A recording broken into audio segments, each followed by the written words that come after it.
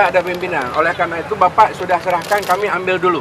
Setelah diambil nanti beliau akan bicara dulu dengan pimpinan di tingkat pimpinan. Beri kesempatan kami berpikir dan kami berbuat. Sudah tadi nggak usah lagi diserahkan di sini.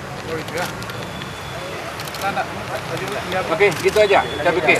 Di sini tanggung jawab untuk sekretariat saya. Nggak begini. Pada kesempatan ini juga karena saudara yang punya tanggung jawab menaikkan atau menurunkan bendera ini, saya serahkan kepada saudara. Tadi saya tidak terima.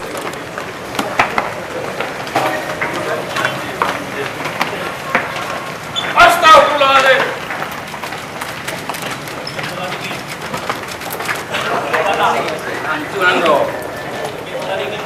Saya serahkan ini ke Ketua DPRA ya. Iya Pak, serahkan Pak.